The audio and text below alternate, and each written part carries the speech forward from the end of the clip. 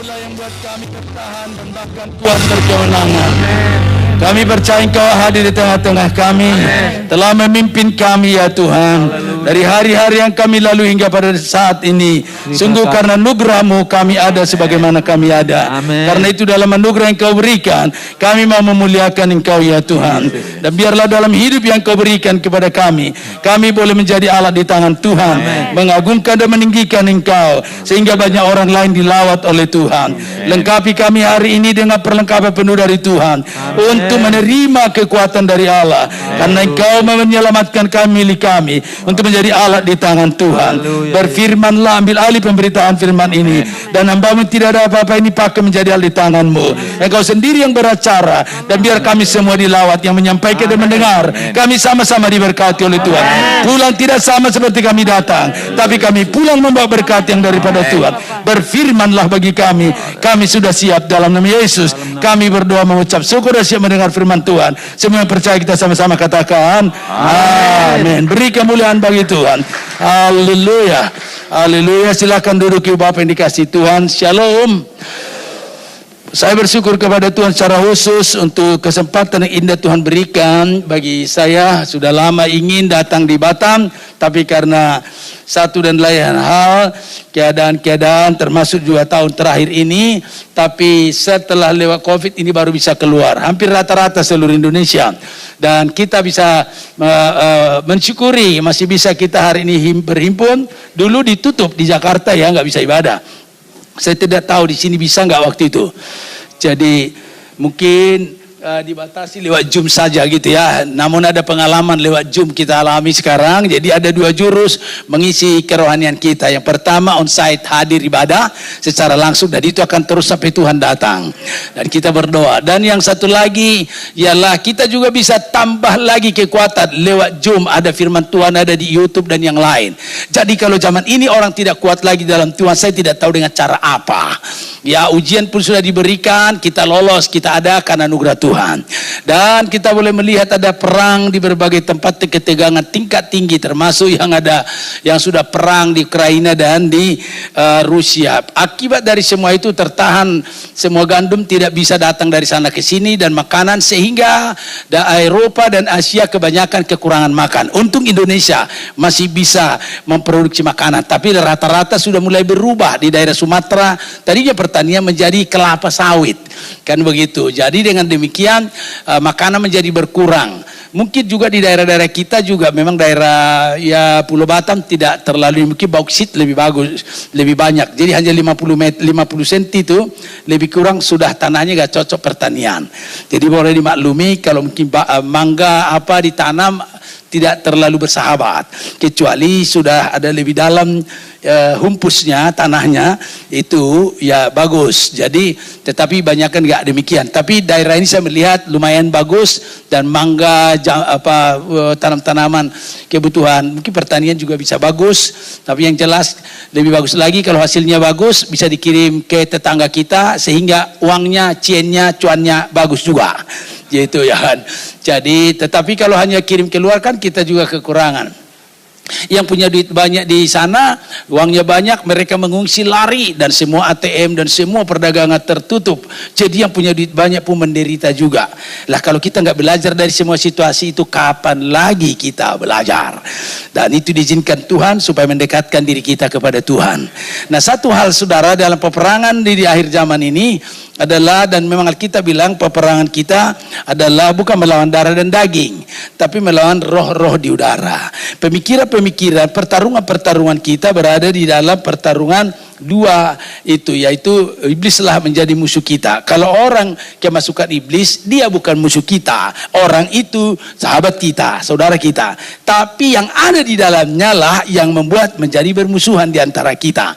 Karena itu Allah melengkapi kita dengan kemenangan yang datang daripada Tuhan. Nah, saudara yang dikasih, dan pada akhirnya nanti iblis akan bermanifestasi dan berbagai teknologi, sehingga saudara-saudara tidak banyak yang bisa berkemenangan, tetapi orang yang tahu jurusnya akan mendapat kemenangan daripada Tuhan. Nah, karena itu saudara yang dikasih, ada 2 rahasia untuk kita boleh menang dalam pertarungan ke depan. Saudara, banyak uangmu belum tentu engkau menang dalam pertarungan rohani. Nah saudara, tapi bisa juga yang justru susah dan miskin lebih dekat kepada Tuhan sehingga berkemenangan, sehingga akan menjadi sia-sialah orang memiliki seisi dunia kalau dia namanya tidak terdaftar di sorga. Tetapi berbahagialah walaupun barangkali di bumi sederhana, tapi kita akan tetap masuk. Apapun yang terjadi, kita akan ada kembali dan tinggal di sorga selama-lamanya. Nah saudara yang dikasih, saya sebagai pendeta yang pernah tinggalkan keuangan, saya akan menjadi sia-sia, dan saya tidak mau sia-sia. Kalau saya sendiri andaikan berhenti meninggal, habis dari dunia ini, namaku tidak tertulis di sorga. Karena semua keberhasilan gak ada gunanya. Nah saudara dikasih, tetapi ketika nama kita ada di sana, maka kita setelah dipanggil oleh Tuhan, pada saat kita pulang, maka disebut istilah pulang ke rumah Bapa. Tidak pulang ke rumah tetangga, pulang ke rumah Bapa. Jadi ada Bapa kita, yaitu Bapa kami yang ada di dalam sorga. Dia di sorga, dan Bapa kita pernah datang jadi manusia, sama seperti kita, hanya tidak berdosa.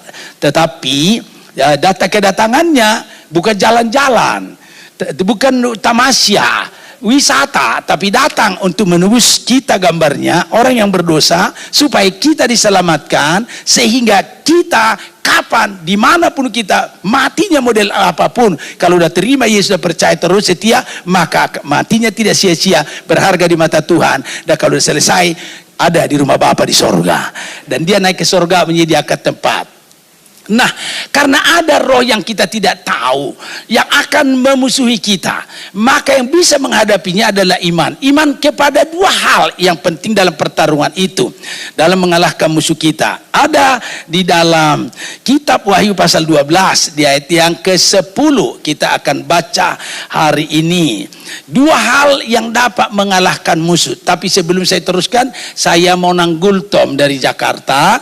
Istri saya telah dipanggil oleh Tuhan baru sembiring. Kalau ada sembiring di sini, kita tutur berpamili. Jadi menjua-jua kita kirina, artinya selamat-selamat kita semua gitu, horas, ya kan gitu. Nah, jadi kita bersaudara, dan saya telah dipanggil oleh Tuhan. Tuhan kasih pengganti, karena memang Tuhan yang menyuruh. Saya tadinya tidak akan mau kalau Tuhan tidak berbicara secara langsung, karena sejak pertobatan saya sampai kepada hari ini, aku tahu suara yang satu itu tidak pernah meleset. Aku kenal suara dia, jadi aku lebih taat pada dia daripada yang lain-lain. Yaitu Tuhan, bisa mendengar suara Tuhan itu memang gak terus-terus, tapi ketika dia sudah berbicara berarti sesuatu hal yang penting. Karena saya suka keliling juga pelayanan ke berbagai tempat, jadi penggemalan di tempat tidak boleh ditinggal. Jadi dia harus dipersiapkan. Jadi anak masih kecil, tapi Tuhan kasih pengganti. Diawali dari perkenalan sama anak saya, sama-sama kuliah. Jadi waktu meninggallah si istri saya, si putri itu, putrinya, ibu ini nggak kenal saya, yang istri saya sekarang. Jadi dia boleh katakan punya suami udah meninggal duluan. Jadi si putrinya bilang, mama kalau nyari-nyari saya menghadiri meninggalnya mamanya Michael. Michael itu anak saya laki. Jadi nanti kalau telepon-telepon daripada bunyi, WA saja gitu. Baru mulai ada WA, aku sendiri nggak ngerti pakai WA waktu itu, karena baru muncul. Anak-anak pemuda kan langsung cepat tahu itu. Jadi pendekatan, jadi WA lah gitu. Nah setelah itu dan diberitahu seperti dulu saya ditinggal papa. Teman-teman kan pada ngucapin juga, turut berduka cita, turut sepenanggungan, biar kuat. Jadi pakai SMS kan waktu itu. Jadi sampaikanlah SMS-nya Pak Mak kepada Michael, karena itu teman kami satu grup dari SMK 3 tahun sampai kuliah 5 tahun. Waktu kemarin dia mamanya meninggal, dia lagi PKL gitu, jadi tidak dilihatnya. Katanya papanya juga lagi penginjilan. Jadi saya pasti penginjilan, terus aku balik, nggak terus ke penginjilan, aku kasih tugas sama yang lain. Karena saya waktu itu ada ketua departemen PI, PGPI. Jadi biasanya kalau di PGPI yang menangani dari GPDI, biasanya mesti harus PGPI yang menangani. Jadi artinya berkhotbah, jadi harusnya jadwal saya, jadi, tapi saya tinggalkan teman-teman yang lain yang melanjutkan. Saya pulang dia sudah pulang. Sebelum berangkat pun sebetulnya udah bilang sama saya, jadi Bapak mau pelayanan, ya saya juga kan pelayanan. Terus gitu, oh baguslah mak gitu. Jadi saya juga akan melayani Tuhan Yesus. Oh itulah yang utama. Saya mau pulang katanya. Pulang ke mana? Aku kira ke mertua atau saudara kan. Mertua udah meninggal. Ya ke rumah Bapak lah gitu. Wah semua kita akan pulang ke situ. Gitu. Apapun yang kita kerjakan pasti pulang. Dan berbahagialah yang benar pulang ke rumah Bapak. Yang repotnya ke rumah tetangga. Artinya bukan ke sorga kan. Jadi saya pun melayani ini itu. Ya saya akan pulang juga gitu ya kan, melayani. Terus akhirnya besok-besoknya itu saya tinggal, dia bilang sama anak putri saya, nak siapkan semua, rapikan, pilih baju saya, mandikan saya, terus ganti baju gitu kan. Terus ruangan rapikan, bersihkan, kasih saya makan. Terus ada yang mau datang, dikira ada yang besuk atau gini kan. Siapa yang datang mak? Tenang aja, nanti kau baru tahu. Anakku menunggu-nunggu. Setelah itu selesai dimandikan, dipakai, dia udah lumpuh 8 tahun. Saya ngangkat-angkat, saya mandiin. Ya udah kayak dapat bayi lagi. Jadi saya mandiin. Memang anak saya pertama, saya juga yang mandiin karena pecah ketuban istri saya. 36 jam gak ditolong. 36 jam gak ditolong. Terus dengan demikian, akhirnya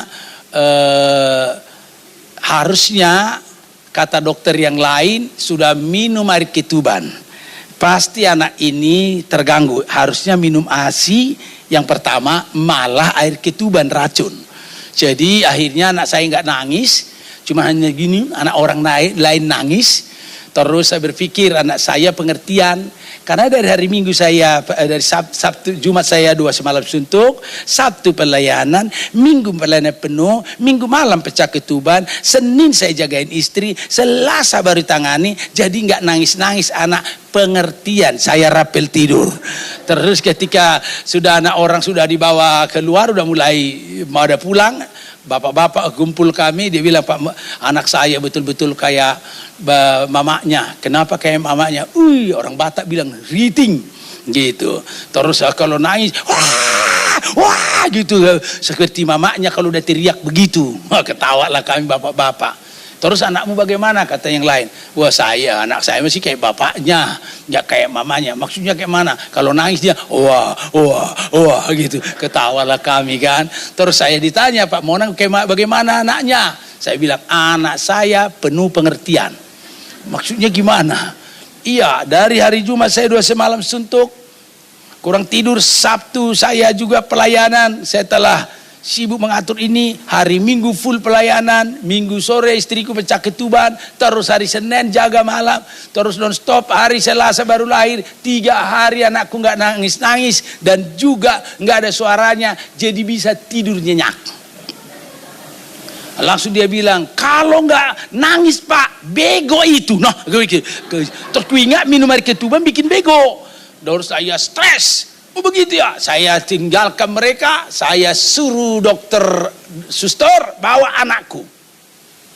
Gak boleh jam 8 malam dikeluarkan anak, itu perintah presiden. Perintah presidenmu itu, presidenku gak gitu. Aku punya anak, aku yang tahu lagi susah. Harusnya kalian lahirkan, artinya tolong istri saya supaya melahirkan 24 jam sebelum masa pecah ketuban itu. Harusnya, sebab di atas 24 jam pecah ketuban gak ditolong oleh dokter, pasti sudah peracunan, dan kalau diminum anak dia akan menjadi bego dan terganggu saraf-sarafnya. Dipikir kau tahu juga bapak ini. Saya tahu karena ada ibu-ibu suster dokter dari Papua melahirkan. Jadi dia duluan melahirkan dibanding istri saya kan. Duluan masuk istri saya. Pak, kalau sampai anak bayi sudah 24 jam lebih, ku hitung, udah lebih Pak. Bu, dari jam 10 malam hari Minggu sore sampai kepada jam hari Senin jam 10 malam udah 24 jam harusnya. Tambah lagi hari Senin, hari Selasa pagi-pagi udah 36. Aduh, udah pecah ketuban, berarti udah masuk oksigen ke kandungan, berarti sudah peracunan. Kalau diminum anak akhirnya terganggu. Terus ingat kawan dosen saya namanya Pak Rudi, gak mau jadi gembala sidang karena anaknya minum air ketuban. Jadi gini jalannya, gitu maaf ya. Jadi karena begitu kan gak berani gembala sidang lagi. Karena bagaimana bilang Tuhan ajaib, anaknya di belakang gini ya kan, jadi dia nggak mau. Jadi aku pikir aku pun nggak mau Tuhan kalau sampai seperti itu. Ya pendek kata, akhirnya saya marah sama dokter itu. Gitu, sudah ditangani, akhirnya ku bawa anakku sini. Nggak boleh Pak, bawa itu anakku bukan anakmu. Ku tak dibawa lah kan, baru kemarin sudah diingatkan Tuhan, udah mau marah sama dokter sebelum dia lahir. Tapi Tuhan bilang, Monang, ngapain kau keluar? Marah sama dokter. Terus saya pikir, kalau marah kan bukan menjadi berkat. Tapi saya berpikir, kalau dokter seperti ini di rumah sakit Kristen enggak berbuat baik, tidak benar, maka mengorbankan seorang anak. Siapa tahu anakku ini jadi presiden. Kan dikorbankan lewat seperti itu. Apalagi anak pendeta harus beritakan Injil, tapi dikorbankan. Akhirnya saya berkata, terus saya udah mau marah setelah diberitahu, tetapi langsung Tuhan berkata, masuk dulu, buka Keluaran 15. Ketika disuruh buka Keluaran 15, saya masuk lagi. Jadi saya membuka Alkitab di meja beginilah. Apa isinya? Biar pendeta kalau udah marah lupa ayat juga kan, jadi buka. Begitulah. Jadi ketika maka berangkatlah Israel dari Teberau menuju ke Harab. Beberapa hari sana mereka tidak mendapat air minum. Tapi setelah sampai di sana mereka tidak dapat minum air yang dimara dan Elim, itu judulnya. Terus tapi sampailah mereka di Mara itu dan mereka tidak dapat minum air. Maka berseru-serulah mereka kepada Musa, apakah yang akan kami minum? Tapi Musa berseru-seru kepada Tuhan dan Tuhan menunjukkan kepadanya sepotong kayu dan Musa melemparkan kayu itu ke air itu, maka berubah air itu menjadi manis rasanya. Di sana Allah memberikan perintah dan berfirman, jika kamu sungguh-sungguh mendengarkan suara Tuhan Allahmu dan berpegang teguh kepada perintah-perintahku, maka aku Tuhan tidak akan membiarkan engkau dan tidak akan membiarkan engkau dan tidak akan memberikan penyakit padamu seperti yang kutimpakan kepada orang Mesir, tetapi aku Tuhan yang menyembuhkan engkau. Nah ketika begitu, terus apa maksudnya Tuhan? Ini kan air pahit di sini, di kandungan istri saya apa hubungannya? Di sini si Musa melemparkan kayu ke air itu, berubah kayu apa mau lempar ke kandungan istri saya? Terus kan gitu kan, di sana dilempar Musa kayu kering ke air itu, berubah air itu menjadi manis rasanya. Lah kalau di sini kayu apa mau dilempar ke kandungan istri? Kan gitu kan. Ini biarpun pendeta bego juga kadang-kadang kalau lagi susah. Kutanya, terus dibilang. Akhirnya terus aku lihat dari penglihatan ada 3 salib di atas langit. 1, 2, 3. Terus ku ingat ini kayak salibnya Tuhan Yesus dan 2 orang penjahat di kiri kanannya. Terus dia bilang, iya memang itu. Terus apa hubungannya?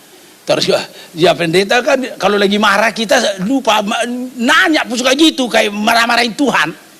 Terus jadi apa kaitannya? Ya, kau ingat enggak bahwa di dalam Kolose atau di kitabku beritahu bahwa semua hutang dosa telah dipakukan di situ dan kutuk dan yang lain.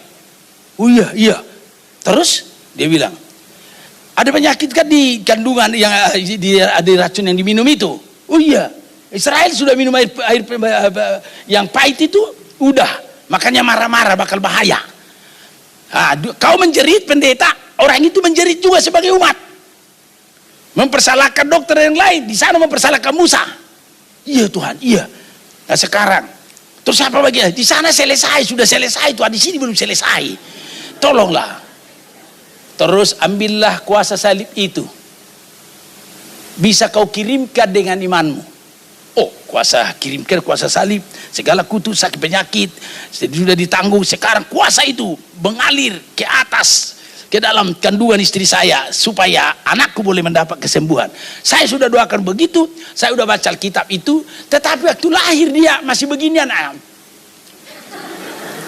Kan gitu, sampai berapa hari ya, sampai bapak-bapak itu seperti ngomong begitu, terus belum terjadi mujizat. Akhirnya kupanggil si suster kan bawa anak itu di ruangan, tumpang tanganlah saya. Sebelum tumpang tangan, ku baca dulu Keluaran 15 itu.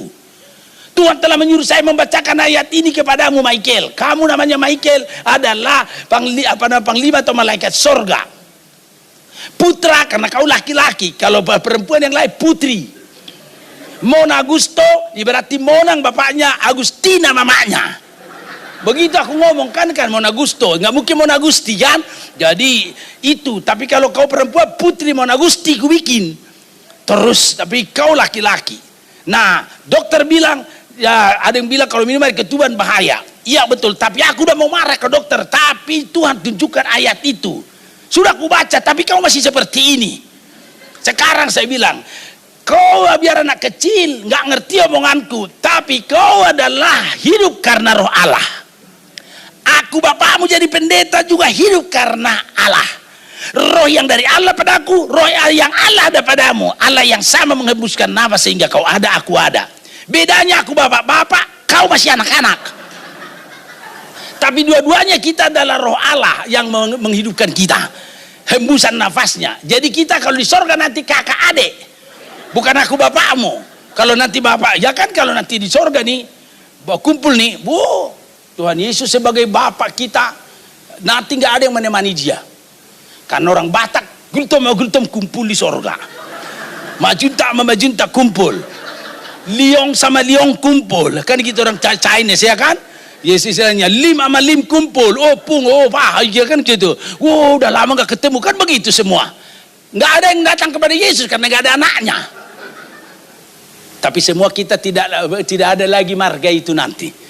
Yang telah terima Yesus, dia warga kerajaan sorga. Jadi anak-anak Bapak kita. Kan begitu. Jadi saudara yang dikasih oleh Tuhan. Jadi aku sampaikan itu dalam nama Tuhan Yesus. Firman disampaikan kepadamu. Tumpang tangan. Di sini. Tidurlah di sini. Dokter, suster bilang, bawa Pak anaknya. Nggak boleh malam-malam. Dia tidak biar di sini. Nggak boleh Pak. Enggak, ini anakku bukan anakmu. Pulang kau sana. Sampai jam berapa Pak? Terserah. Aku taruhlah samping mamanya. Situ. Jadi udah kayak gila saya. Kan gitu. Datang orang itu berkata, itu pendeta gila ya. Di khotbahin aja dibacain Alkitab, mana ngerti kata mereka. Tapi walaupun dia berkata begitu dalam hati saya, lu belum tahu sih gue lagi stres. Ya pendeta juga udah seperti gini-gini. Nah ya orang beriman sama orang gila beda tipis. Nah kan gitu. Jadi saya mulai ketika saya berkata demikian, saya tumpang tangan, saya tidur di bawahnya. Wastafel di sini yang biasa rame-rame orang cuci tangan di situ kan. Saya di situ, terus di bawahnya pasang koran. Gak boleh pakai tikar. Tidurlah menunggui dia. Jam 3 dia langsung teriak, wah! Istriku bilang, anakku jatuh. Lompat saya, kena kepalaku ke wastafel kan. Terus kulihat nggak jatuh, masih di sampingnya. Anakku kata dia kan. Tapi saya sudah lompat. Teriak dia, wah! Semua orang pun pasti kaget juga kan, yang di ruangan itu. Saya pegang, terus datang istriku berkata, almarhum itu, anakku gitu kan. Terus saya berkata, gitulah bapaknya biasa begitu, orang Batak begitu tuh. Amang gitu kan, itu orang Batak tuh. Terus setelah itu dia nggak nangis, ku peganglah dia. Terus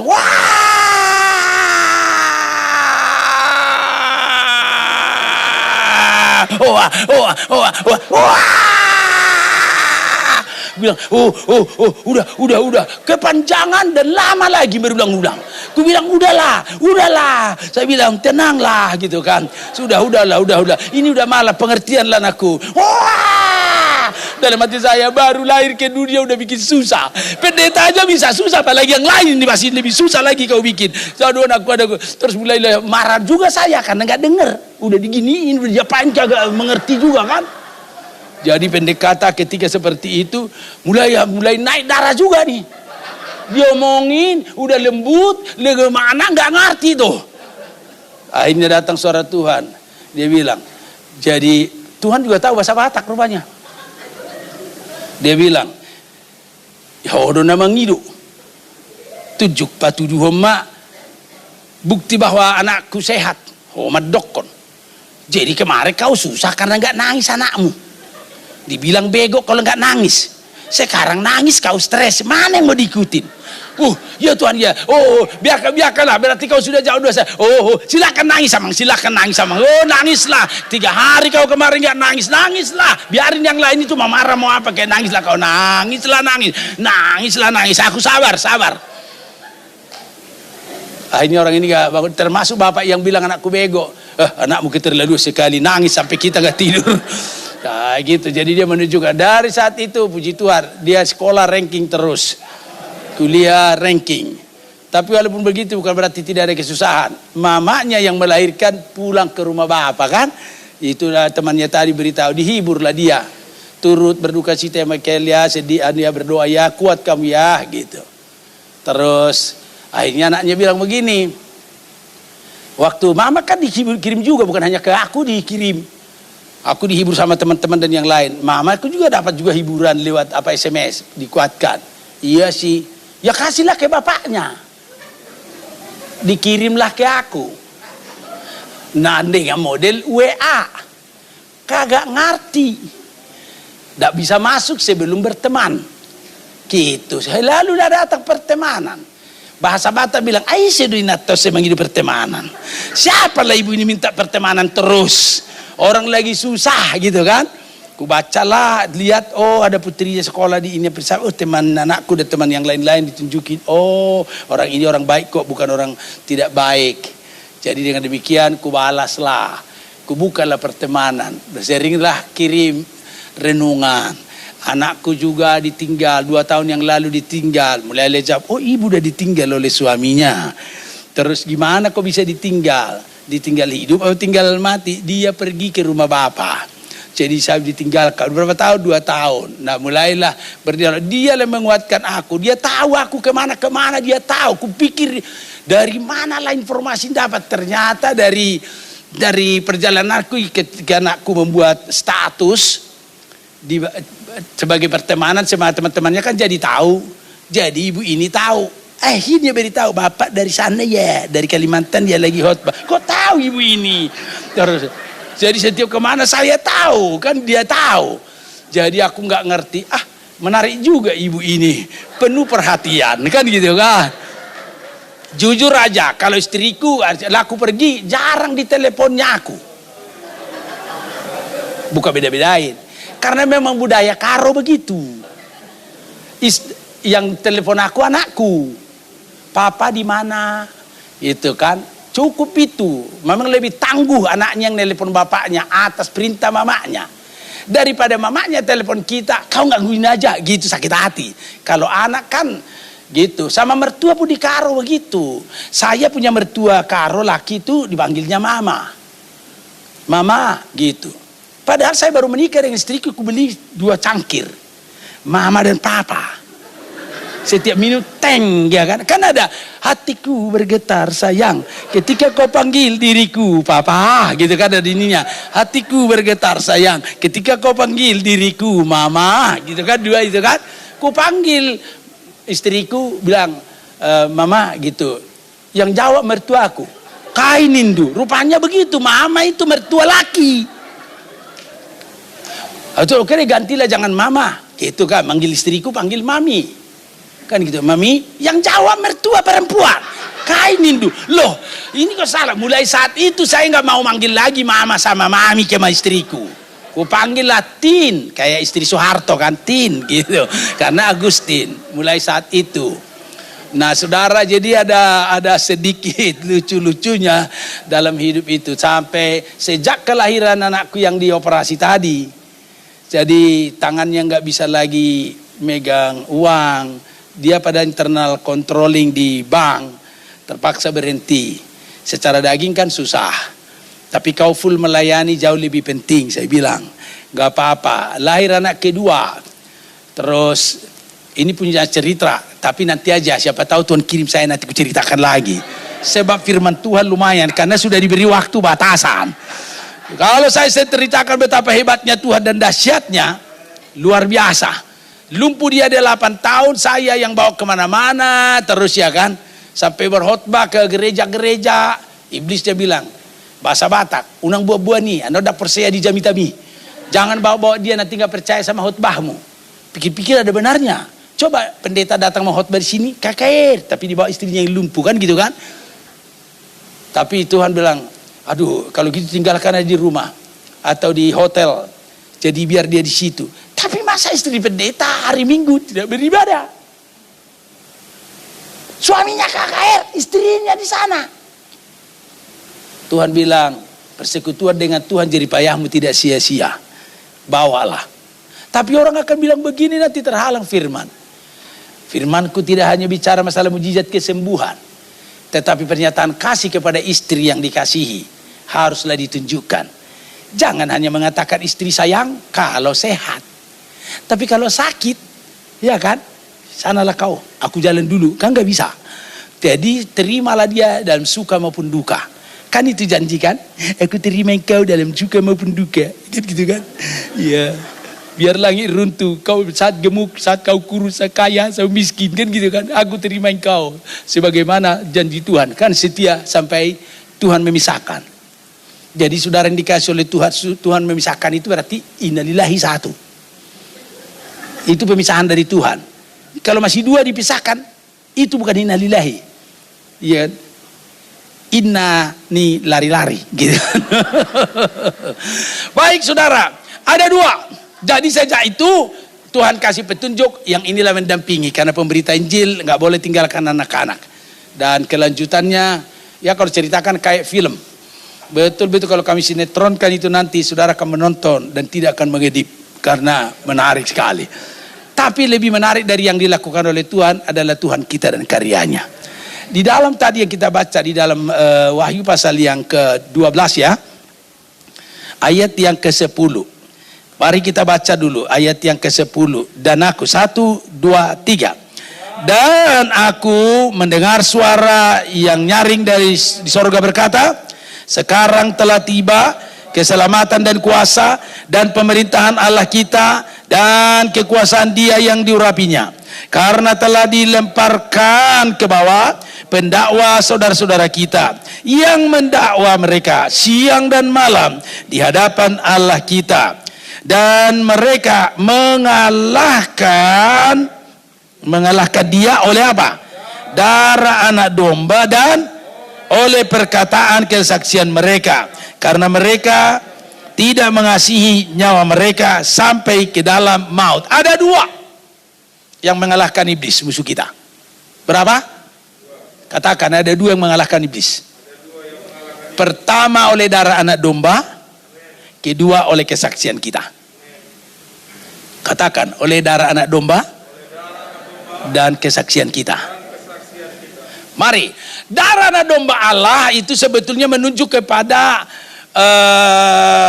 sebetulnya penyebutan anak domba itu dari perjanjian lama sudah ditunjukkan. Pertama, ketika si Kain bikin ibadah, adiknya bernama Habil mengadakan ibadah juga. Dia potong domba, dia persembahkan kepada Tuhan. Si Kain membawa buah-buah yang terbaik, semua dua-duanya baik. Tapi yang dikenan oleh Tuhan ada si Habil. Kenapa? Karena bakal seperti inilah nanti Allah seperti domba yang mati atas seluruh isi dosa dunia ini. Atas dosa-dosa manusia, akibat dosa manusia, menyelamatkan manusia. Jadi ini, sebelum ini pun Allah datang mau menghakimi si Adam. Hai Adam, di dia doh. Hai Jo Adam, di mana kau? Kan begitu. Ketika mau ditanya di taman itu, si Adam berkata, aku telah berdosa, aku takut. Jadi dia menutupi badannya dengan tubuhnya dengan dengan daun-daunan. Tapi Tuhan datang mengorbankan domba, nyawa terbang, terus darah tertumpah, baru dikasih kulit domba. Bukan masalah kuat dan kurang kuat, tapi membuat ada pendamaian oleh darah domba Allah. Allah sudah menyiapkan korban pendamaian sehingga boleh bertemu antara yang maha suci dengan yang berdosa. Boleh katakan tidak bisa berjumpa kalau tidak ada pengorbanan. Halo? Allah yang kudus dengan manusia berdosa. Jadi Allah, bagaimana Allah yang kudus ini adalah Allah yang adil dan Allah yang kasih. Allah yang adil harus menghukum orang berdosa, tapi Allah yang kasih tidak ingin menghukum orang berdosa. Nah, bagaimana kasih dan keadilan bisa bertemu dan berjumpa?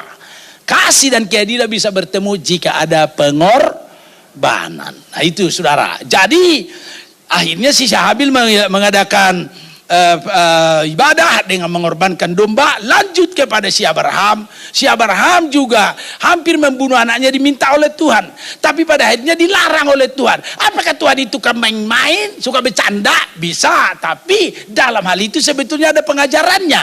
Apa yang diajarkan oleh Tuhan ialah bahwa harusnya semua mati. Dalam bahasa orang Ibrani, kalau yang sulung sudah mati, sebetulnya sudah dianggap yang lain itu mati.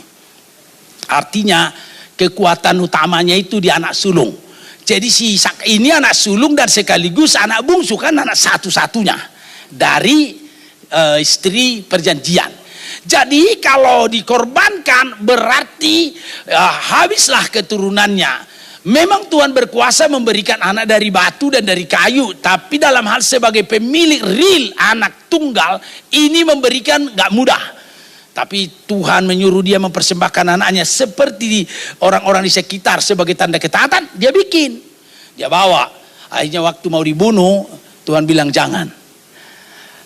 Terus akhirnya berkata, aku udah tahu imanmu. Sebetulnya bukan Tuhan tidak tahu sebelumnya. Kalau Tuhan bilang begitu berarti Tuhan tidak maha tahu dong. Tuhan kami maha tahu, Tuhan kalian kagak. Kan begitu dong agama lain. Tapi sesungguhnya tidak. Dia mau memberitahu kepada orang-orang yang tidak tahu bahwa ketika orang taat kepada Tuhan, rela kehilangan nyawa, justru akan mendapat nyawa. Halo? Gitu. Jadi kalau kau serahkan hidupmu pada Tuhan dan itu bukan milikmu lagi, justru kau akan dapat hidup yang kekal dari Tuhan. Karena itu, jadi serahkanlah hidupmu sebab Ia pemilik dan yang mempunyai dan yang akan menjaga hidupmu. Nah baik, setelah itu akhirnya digantikanlah dengan domba. Barulah inilah digantikan. Akhirnya dia berjalan berkata, kalau enggak ada domba itu matilah aku. Datang si Adam, kalau enggak ada domba itu tidak ada keturunanku. Domba ini menjadi pengganti. Itulah sebabnya anak domba Allah yang dikatakan Yohanes berbaptis, lihat anak domba Allah yang menanggung dosa seisi dunia. Jadi et one man, pendamaian. Kata pendamaian et one man. Kalau disatukan et one man, atonement. Itu loh, halo, atonement dari kata et one man. Yaitulah anak domba menunjuk pada Yesus. Lah baik saudara yang dikasih oleh Tuhan, dua yang akan mengalahkan musuh, yang pendakwa itu. Nanti saudara dan saya akan didakwa terus. Jujur nih, walaupun sudah terima Yesus nih, halo, nih pendeta nih, bisa marah lagi nggak? Bisa naik motor nih, ngeng gitu kan, pelan-pelan supaya nggak jipratin orang. Datang dari belakang, baru hujan, ngebret, kena kotor baju. Mau ke gereja, jarang kuliah biar pendeta paling hebat. Langsung berkata, terima kasih Tuhan, sudah kotor celanaku, mau berkhotbah nanti. Jarang, padahal ada firman mengucap syukur dalam segala. Dalam ini, gitu ya kan. Pasangan yang gak naik kelas, ujian, Bapak, saya gak naik kelas. Ayo kok, kenapa kau gak naik kelas? Bodoh kau, pasti gitulah banyak kan ya kan. Jarang berkata, gak apa-apa aku bersyukur kepada Tuhan. Bersyukur. Orang goblok nanti dibilang orang, ditipu orang kita. Bersyukur. Artinya bisa marah karena tahu aturan hukum. Nah kalau marah sampai malam, sampai besok, harusnya kan nggak boleh sampai matahari terbenam. Tapi bajakan di antara kita, awas kau ya, kalau datang kau ya, awas tunggu man semua aja kau nanti. Itu sampai tidur pun masih ada marahnya. Jangankan sama orang, sama istri aja. Janji mau beli anting-anting, kagak dibeli-beli. Setelah nggak dibeli, awas kau jangan disentuh saya, nggak bisa, kau nggak beli barang. Kau janji, kau yang berjanji, kau yang mengingkari, gitu ya kan? Kan begitu, kau nggak usah sentuh saya. Udahlah sayang, nggak usah. Berhari-hari, bukan yang di sini, yang di sana yang saya maksud. Beli dulu, pas sudah dibeli, itu loh, janji gini gitu ya. Baru lah, kau juga jangan begitu dong gitu. Lagi lu susah ini gitu. Untung gua nggak jatuh sama perempuan lain, susah lo gitu kan. Biarin biar siapa memang lu suka sama orang lain. Enggak sih. Artinya bisa berhari-hari. Aku tahu wajahnya itu di sini. Bahkan menghukum suaminya pakai dirinya. Jangan sentuh aku. Kau bilang begini kemarin sama aku, kau marahin aku. Gitu. Jadi senjatanya. Padahal kita berkata, tunduklah sama suamimu dalam segala hal. Bukannya tunduk malah tanduk. Ibu bapak yang dikasih oleh Tuhan. Jadi ketika kita ada dosa, langsung iblis mendakwa. Tuhan, habis mau. Karena orang berdosa itu wajar, bisa dihukum. Dihukumlah. Bapak itu kemarin merantem sama Inata itu, jadi singer dia. Gayanya, si Bolis berkata, pintar dia yang menutupi. Berantem, belum berdamai dia. Si Bolis itu begitu dari belakang. Tuhan kan hadir. Tuhan hadir di bait sucinya. Tuhan hadir. Tuhan, dia ini berdosa ini. Matikanlah dia supaya gak ada yang berdosa seperti itu. Naik ke mimbar, di altar dia, didakwa terus supaya kita habis. Mati satu, besok mati satu, yang lain ketakutan. Musim apa ini kok mati satu-satu kita kan gitu. Terus mulai akhirnya penuh ketakutan. Padahal orang percaya nggak boleh penuh ketakutan. Jadi iblis itu mendakwa terus. Memang dia si pendakwa. Karena mentang-mentang dari sorga, dia ketika jatuh dalam dosa dibuang selama-lamanya. Iri dia sama kita. Dia dibuang karena tingkat roh memberontak dan berdosa sudah nggak ada lagi tempatnya. Ini masih tingkat daging, ada dagingnya. Artinya dia tahu dagingmu dan dagingku itu penuh pertarungan antara kehendak Tuhan dan kehendak iblis. Iblis bilang, begini nih supaya kau beruntung buat begini ya kali dia kalau dia kali nggak dapat itu begini. Kan gitu. Datang Tuhan berkata, jangan, aku menyediakan. Lama yang dari Tuhan, gini udah di depan matamu tuh gini. Kita terpancing. Setelah terpancing, akibatnya urusan. Tuhan, ampuni aku Tuhan. Kadang-kadang istri yang bawel. Ya, kalau bawel istrinya dikit-dikit apa. Iblis itu bilang begini, palpal mebebe ini sehari. Pukul dulu mulutnya satu kali, nah itu diam itu. Iblisnya bilang gitu. Kalau dibiarkan ini merajalela ini. Ayo, gitu. Si iblis bilang gitu. Si suami mulai mikir, aduh susah sekali mencarimu dari dulu, pertarungannya banyak. Tapi sudah dapat kamu masa ku pukul. Dah, kau pukul kamu kalau kau pang langsung diam. Si iblis itu ngomong gitu. Datanglah situ Tuhan berkata jangan. Terus sekali aja kau pang takut selamanya. Jadi dihormati kau. Masakan kayak gitu depan umum kau dipermalukan. Kan gitu nih. Jadi nanti gak bakalan. Diikuti. Pang. Langsung. Semua tetangga jadi tahu. Bapakku aja gak begitu. Kamu belum pernah dipukul tapi kau keterlaluan. Ribut. Datang suaminya. Diam. Cuma sekali dipukul. Ya sekali pun udah mengeringan. Aku udah pernah dimain tangan kau sekarang. Kan suara dengar tetangga karena malam-malam. Diam kau diam. Ngapa kau diam? Gitu lagi. Oh, si Bolis berkata, kasih satu kali lagi. Jangan gitu nih. Udah dipermalukan engkau. Tadinya harus diam. Diam kau. Kalau nggak diam kau, aku pukul kau. Tadi aku pikir kau yang salah. Jadi aku buat gini sebenarnya. Gitu kan? Datang lagi si Bolis. Sekali lagi kasih. Pulanglah dia. Danyalah, pulangkan saja aku pada ibuku. Ya, pada ayahku. Gitu kan? Pulanglah dia ke rumah ayahnya. Datang si Bolis, iblisnya lagi. Biarkan. Jangan jemput. Biasakan. Agar dia tahu rumahnya. Aman dia tahu rumahnya. Harus kau dijemput. Nanti kebiasaan. Jadi si Bolis bilang begitu lagi. Ditunggu. Kan gitu nih. Udah sungkan. Karena kemarin 2 hari 3 hari dia dijemput. Udah malu menjemputnya sekarang hari ketiga. Si Bolis, si iblis itu. Dia bolos. Mulai berkata. Sudahlah. Baru hari keempat. Baru datang si Bolisnya lagi. Suruh ibu-ibu lain. Kau dari sini sekarang, kau nggak tahu suamimu lagi jalan sama orang. Jadi itu yang gitu.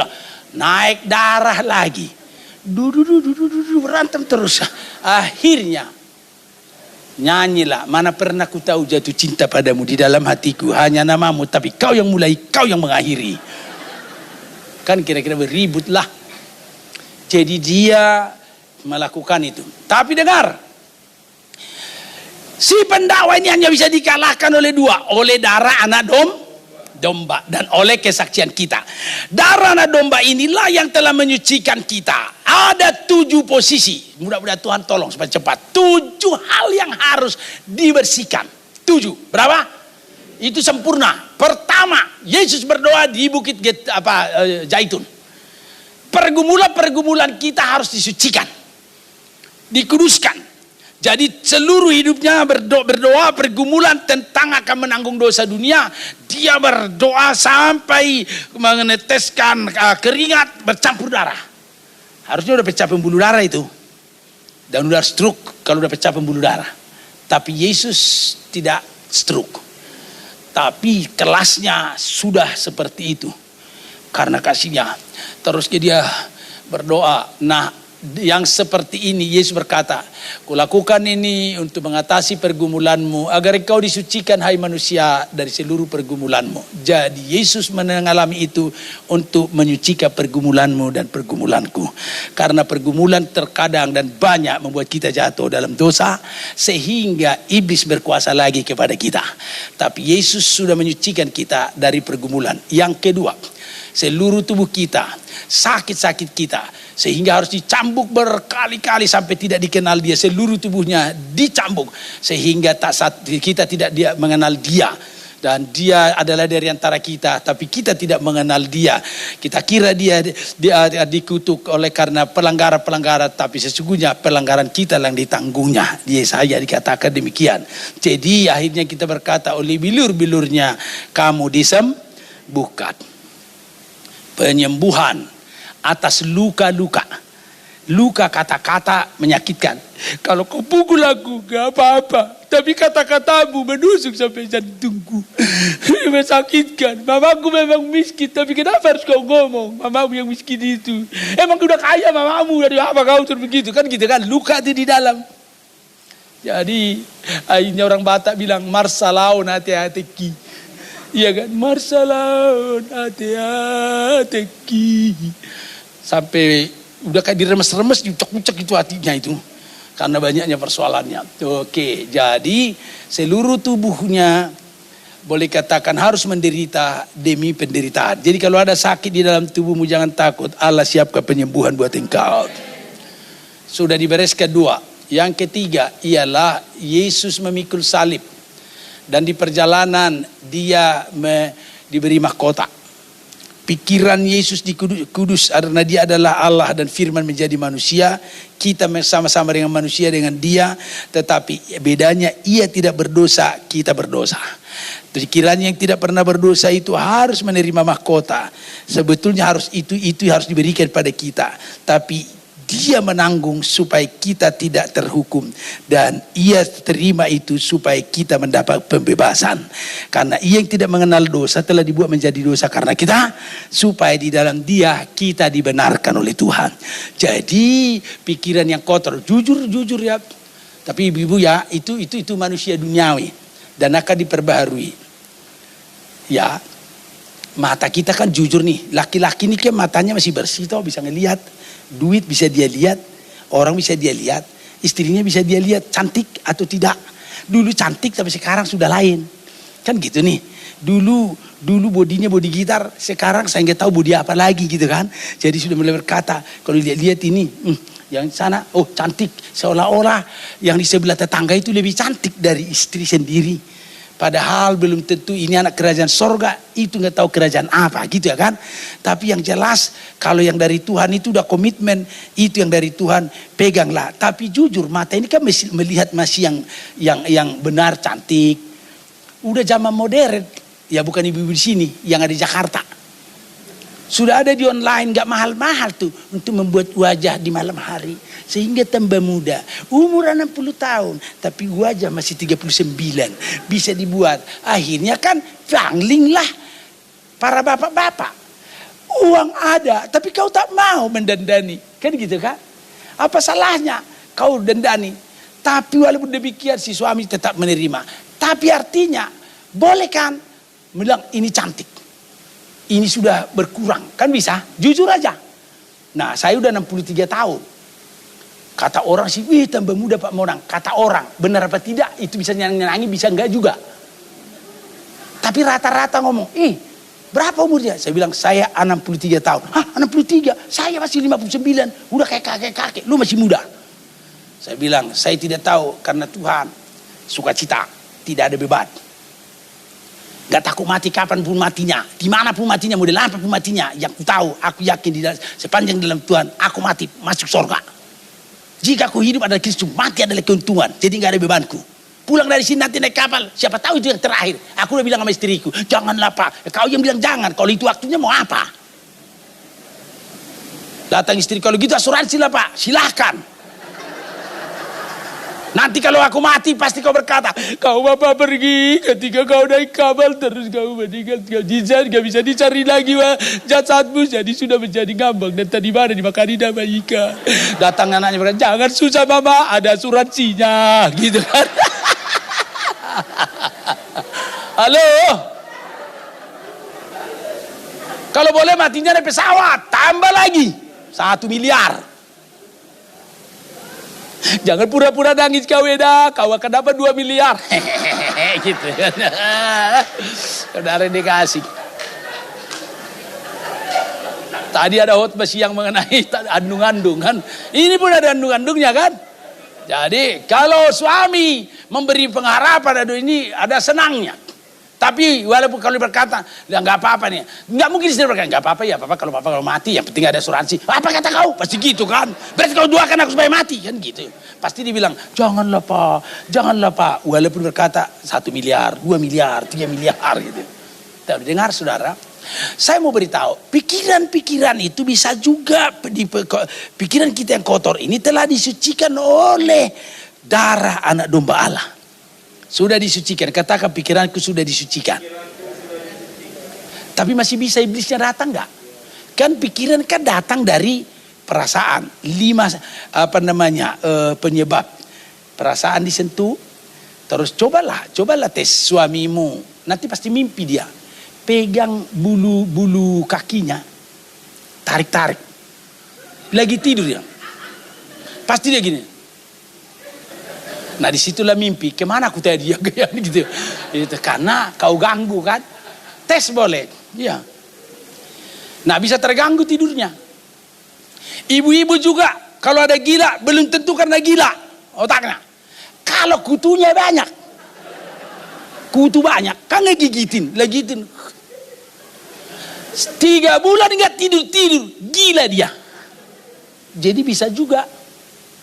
Kalau ada kau terganggu tidur, langsung ambil seriti. Ada dia, benar kata pendeta itu. Langsung kasih autan, terus matikan lagi. Bisa toh. Dia tak apalah dibikin. Ada alat yang bikin itu, kalau masih belum mempan, cari autan, gosok dia terus. Biar mati kau gitu. Itu yang begitu-begitu masih bisa dihadapi. Dengan teknologi dan obat. Yang gak bisa dihadapi, dosa dan iblis. Dan kekuatan iblis adalah di dosa. Kalau kau berdosa, dia punya peluang. Nah di pikiran kan, termasuk dari pemandangan. Kan ada nyanyian Medan bilang, dari mana datangnya lintah ya mama, oh ya mangoy. Dari la sawah turun ke kali ya mama, oh ya mangoy. Dari la mana datangnya cinta ya mama, oh ya mangoy. Dari la mata turun ke hati ya mama, oh ya mangoy. Tari demi. Begitu dia nyanyiannya Batak. Jadi kalau mata melihat cantik, gitu lagi. Belum diginiin, dia udah giniin. Jangan kira ya di tempat lain. Saya pernah khotbah, selesai salaman. Ketika salaman, si jemaat ini pegang gini tangannya. Gitu. Apa maksudnya ini gitu kan? Aja kemana tidak? Siapa sih orang itu yang bikin begini? Apa kenal dia kenal aku? Kapan dia pendeta kita kan? Apa dia kenal aku tangannya begini? Apa sih maksudnya apa perempuan yang bagaimana dia? Apalagi memesan atau apa?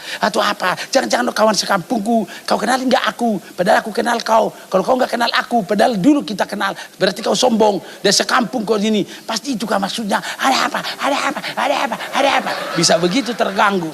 Terkenang-kenang. Jadi sekarang ini kita gak menggoda, tapi digoda. Iblis selalu 2 kali lipat. Kau maju, kau maju, kau maju, kau maju, kau maju, kau maju. Gitu. Hati-hatilah. Saudara yang dikasih, bapak-bapak kalau jalan-jalan kan sendiri. Kadang-kadang kalau sendiri nggak bisa, tidak bisa, harus berdua karena keadaan. Ya digodain, godain kita dong, gitu. Bisa aja. Di depan kita dia baik, ya kan? Maksudnya di depan kita aman, tapi setelahnya digodain orang. Bukan dia yang menggoda. Tapi kalau dibolehkan terbuka jalan juga. Jadi bagaimana? Dosa sudah ada, susahlah. Iblis bisa peluang. Tapi saya mau beritahu, Yesus telah menyiapkan darahnya untuk menyucikan pikiran kita. Supaya pikiran yang kotor akan diubahkan. Asal tetap di dalam Yesus. Sebab di dalam Dia, Efesus 1 ayat yang ketiga. Terpujilah Allah dan Bapa Tuhan kita Yesus Kristus. Yang dalam Kristus telah mengaruniakan kepada kita segala berkat rohani dalam sorga. Penebusan, penyucian, pengudusan disediakan oleh Allah bagi kita di dalam Yesus. Sebab di dalam Dia, di dalam Yesus itulah Allah telah memilih kamu sebelum dunia dijadikan. Ada pemilihan bagimu di dalam Yesus. Di luar Yesus gak berbuat apa-apa. Tapi kalau kau di dalam Yesus, ada kekuatannya mengalir kepadamu dan kepada aku. Nah, Yesus telah memberikan tadi darahnya, penyucian untuk, yaitu keluar darahnya oleh karena mahkota itu. Udah keberapa itu tadi? Ketiga. Yang keempat, tangan kanannya yang berbuat baik dipakukan. Lalu tangan kiri yang berbuat baik dipaku. Kadang-kadang kadang-kadang kita kan berbuat kepada mama bilang, anakku menang, bantu dulu, lagi susah. Kalau saya langsung kasih duit, pasti dia bilang, monang selalu peduli, masa muda sampai masa tua. Tapi mantuku gak pernah ngasih apa-apa, dasar suku lain. Kak ngomong di mulut, di hati yang ngomong. Gitu. Nah, kalau sudah menikah kan harus berkata, Ma, tidak ada uangku mama. Tapi coba paruh main. Mantumu. Padahal uangnya di sini. Agar dia juga menghormati. Karena kita udah satu kan. Baru beritahu, Ma, tadi telepon sama mama gini-gini. Tapi aku bilang gak ada duitku. Aku bilang, aku tanya dulu kau. Baru langsung, yang benar langsung dia telepon. Mamaku itu, mertuanya kan. Ma, tadi ada telepon anakmu ya? Iya, apa dia bilang? Ya lah, ya, malu aku ngomong. Gak apa-apa mama, gak apa-apa. Terus ada keperluan begini-begini, lagi susah sih terpaksa. Ya kalau gak saya cerita. Gak apa-apa mak. Terus ini, tapi dia bilang gak ada uangnya. Udah, memang begitu terus itu, pelit itu. Tapi berapa mak? Aku yang kirim. Dia bilang, ini anakku si Bonang ini. Pelitnya bukan main. Tapi mantuku itu, baik banget. Ya kan gitu kan? Nah kalau nanti mertua dari perempuan tadi, dari istri kita, nelpon kepada istri kita, jangan berkata langsung, iya saya kirim. Pasti akan suaminya berkata, kalau ke mamamu langsung kau cepat, mamaku kagak. Yang benar adalah, papa tunggu. Ku tanya dulu siapa tahu doangnya. Kalau saya sih terbatas itu sayur-sayur dapur itulah. Ya mak, iya. Langsung kita angkat telepon. Atau nih lagi ada di ngomong-ngomong. Apa sih mak? Kita kan manggil mama mertua kita. Jadi apa? Ya gini-gini tadi tapi ya kalau nggak ada nggak apa. Oh nggak. Dia masih lalu nggak ada. Ya saya kasih uang untuk dapur apa segala macam. Tetap aja kurang. Tapi nggak usah takut. Berapa? Ada keperluan berapa? Aku yang kirim. Memang kau pelit ya, biar putriku kau dari kecil. Kau jadi pelit sekarang. Mantuk itu. Barulah saling menghargai. Jadi kalau yang kau berantem sama suamimu, jangan lari ke mamamu. Larilah ke mertuamu. Tidur sebulan di situ. Kan gak bisa disentuh suami kan? Datanglah ke mertua. Terus langsung mamanya bilang, marhaba usoko, nang usoko. Udah kok kata bapaknya, ku habisin kau kata mama kita ke kita gak sakit hati. Ku bal-bal kau, ku tampelin kau, ku pukul kau, kalau datang kau, yawas kau ya. Enggak mau gini. Kau berani ganggu mantu gitu, hadapi aku. Langsung kita berkata, iyalah. Sekarang datang si istri kita kan bilang, ayo hadapi mamamu, mamamu jadi mamaku sekarang. Enggak pulang. Datang mama kita, kau datang sini jemput. Kalau kau nggak datang, aku lawanmu. Hebat kali kan. Yo datang. dimarahin dia, nggak tersinggung karena dia yang melahirkan. Tapi coba lari dia ke mamanya. Oh, kau pulang ke mamamu, aku juga punya mama. Kau kira cuma kau punya mama. Ributlah di situ kan. Mulai besok mertuamu adalah kawanmu, orang tuamu yang baru. Amin. Itu yang ketawa itu kurasa yang merasa itu. Ibu bapak yang dikasih oleh Tuhan, jadi tangan kanan memberi tidak boleh ketahui tangan kiri. Jadi harus berganti fungsi. Kadang-kadang tangan kanan memberi, tangan kiri nggak boleh tahu. Tapi banyakkan orang, nggak di sini sih, di Jakarta. Kalau dia kasih sumbangan keyboard di gereja, kau tahu bisa menyanyi itu karena aku yang kasih. Suratnya masih di tanganku. Ini buktinya. Iya kau ya, hebat kau. Nggak cocok sama pendetanya. Ku bawa itu musik, aku yang beli, dia bawa lagi dia. Datang pendetanya, langsung berkata, kau yang memberi, kau yang menarik. Tuhan yang memberi, Tuhan yang mengambil, terpujilah Tuhan. Tuhan, kau bisa memberi karena Tuhan yang memberi. Sekarang kau tarik, padahal Tuhan gak nyuruh. Tuhan, dari dia itu atau darimu berkat itu? Sekarang udah gak bisa kami nyanyi, cuman hanya drum, udah begitu, gak ada lagi keyboardnya. Diambil sama dia. Tuhan langsung bilang, karena kau sudah mempermalukan gerejaku, kau ganggu menyembah aku, kau pikir tidak ada kaitannya dengan aku? Aku yang dipuji di gerejaku, kau sumbang yang bernama keyboard kemarin, sebetulnya aku yang memberkati engkau. Kau kuberkati karena kau kuberi kesehatan, kau kuberi kesehatan karena kau masih bernafas. Kalau kau menarik yang kau beri, sekarang ku tarik yang ku beri. Cukup Hosami, tarik susu. Mulak. Kau ditarik nyawamu, langsung kau boleh berkata, Tuhan perpanjang lagi. Jadi kita bisa memberi karena Tuhan yang memberi. Ada nyanyian Medan itu, kena sekali tuh. HKBP, maaf ya kalau ada kita HKBP di sini. Memang aku kena itu. Bilang begini, nasanani leoni, tondiro di pamataku, upa saat itu, naso ucato kudo. Itu saat ngasih persembahan itu. Ya kan? Segala yang kau berikan, tubuh, jiwa, dan roh, ku serahkan padamu, takkan ku tarik lagi. Karena itu, sekalipun kau lihat, biasanya di gereja-gereja di kampung-kampung kalau pendetanya kan susah nih. Tiba-tiba susah, sepatunya nggak bisa ganti. Udah kayak buaya mangap. Bolong di bawah, lalat lewat tap ditangkap, itu masuk dia. Terus datanglah jemaat kasih perpuluhan. Lumayan rupanya perpuluhan. Langsung sepatu Pak Pendeta itu ganti. Langsung mulai jemaat berkata di dalam hatinya, uangku itu. Padahal dia bisa memberi karena Tuhan yang memberi. Hati-hatilah ya. Halo? Itu jawab, apalagi mengusik hamba Tuhan. Ku tahu di sini gak ada itu. Artinya yang diberi tangan kanan tidak boleh tangan kiri tahu. Yang diberikan tangan kiri tidak boleh tangan kanan tahu. Apalagi ceritakan. Itu. Kalau memberi kepada Tuhan, urusan sudah digosong, dibakar, hangus. Yang kita rasa cuman baunya. Gitu, kalau bakar pangga, bakaran kan gitu kan. Nah setelah itu baru yang namanya tangan kanan, tangan kiri udah berapa itu tadi? 5 ya? 4 ya, baru masuk nih. Yang keberapa nih? Kita ulangi dulu, berdoa. Dicambuk. Kepala. 2 tangan. Baru yang kaki dipaku. Berapa? 6. Ya kan? Ulangi. Ada yang bisa 5, gak apa-apa. Kita ulangi.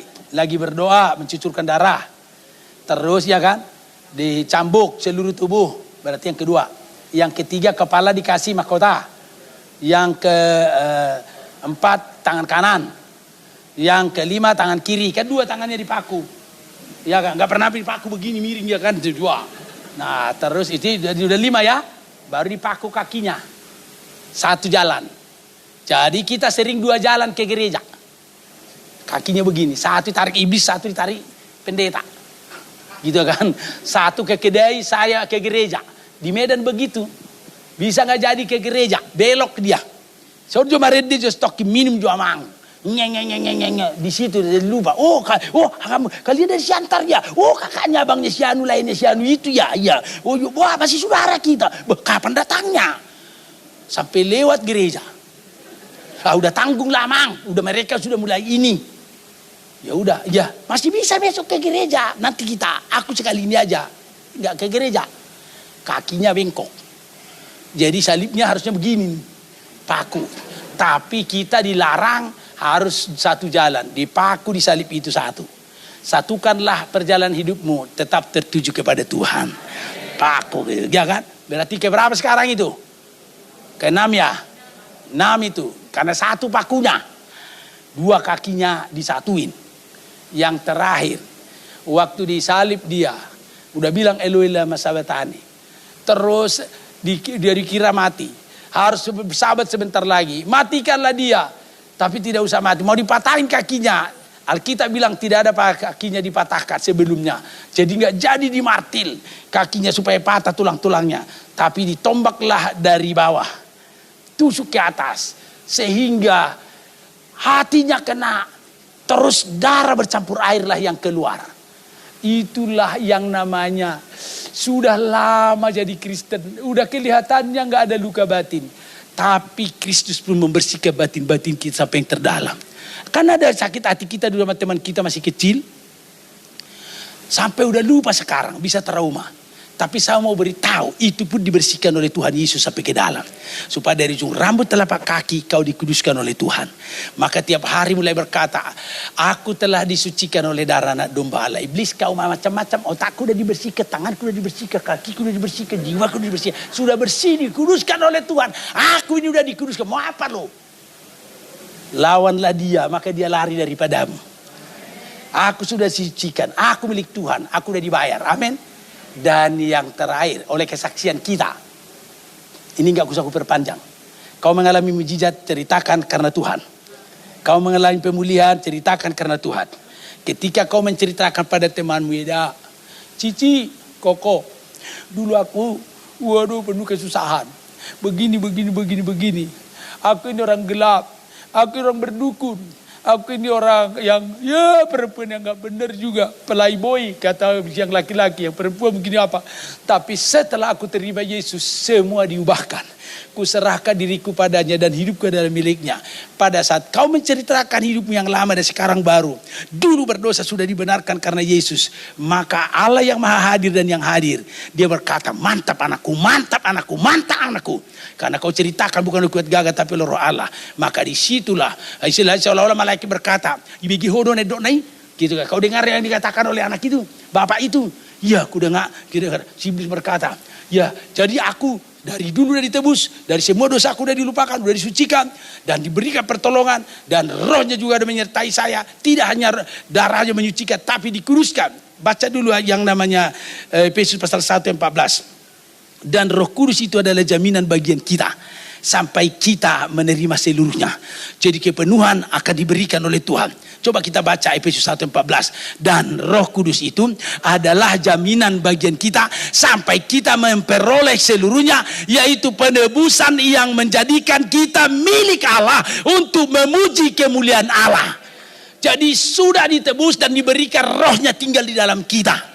Dan karena itu waktu kita menyaksikan kuasa Allah, maka iblis iri hati, biarin ceritakan segala kebaikan Allah yang kau ceritakan, yang kau alami. Kesaksian itu bukan hanya di gereja. Bapak-bapak, ibu-ibu yang mau bersaksi nanti langsung maju ke depan ya waktu kita lagi nyanyi. Allah dahsyat. Maju bapak-bapak. Bukan itu. Maju ke depan boleh. Karena kau mengalami. Tapi kesaksian di gereja itu untuk orang-orang seiman. Di luar sana buat orang yang belum seiman. Tapi ketika kau bersaksi, Allah menjadi hadir di tempat di mana kau ada. Allah bangga. Allah bangga. Selama ini kan kita yang bangga sama Tuhan. Tapi ketika kau bersaksi tentang kebaikan Tuhan, Allahmu, roh Allah bangga kepadamu. Tidak sia-sia aku menyelamatkanmu, aku membayarmu. Dan kau jadi anakku, sudah dilahirkan bagi kerajaan surga, namamu sudah ditulis. Tapi kau mengingatkan Tuhan, menceritakan kebaikan Tuhan. Jarang orang Kristen menceritakan kebaikan Tuhan. Tapi kau selalu menceritakan. Itulah bedanya kau dari yang lain. Itulah kesaksian yang mengalahkan iblis. Mulai hari ini bersaksilah, amin. Kalau kau takut-takut berkata, Kau gak usah ceritakan yang lain. Firman gak bisa kau sampaikan. Pengalamanmu lah ceritakan. Kalau belum punya pengalaman, saya mau berdoa supaya Tuhan kasih pengalaman kepadamu. Kalau awal-awalnya nih persoalannya jadi berat, ada kesulitan, jangan takut. Allah turut bekerja mendatangkan kebaikan. Kalau ada kesukaran, kesulitan, jangan takut. Ku tahu Tuhan, kau tebus aku. Kau akan memberikan pengalaman supaya aku bercerita.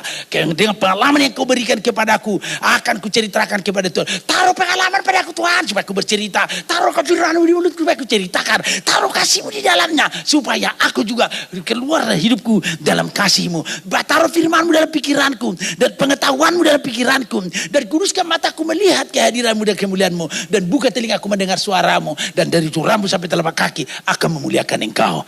Dan jika itu kerinduan-Mu hari ini, karena Allah lagi menunggu dan sedang mencetak orang-orang yang hidup bagi Tuhan menjelang kedatangan yang kedua kali. Ada yang sudah terdahulu tapi bisa jadi terkemudian. Tapi walaupun engkau terkemudian, bisa menjadi terdahulu karena engkau berkenan di hadapan Tuhan di zaman akhir ini. Marilah serahkan kepada Tuhan segala hidupmu. Kalau burung di udara pelihara, apalagi engkau berharga di hadapan Tuhan. Kalau bunga di padang didandani oleh Tuhan, apalagi engkau ekonomimu belum kena dandan.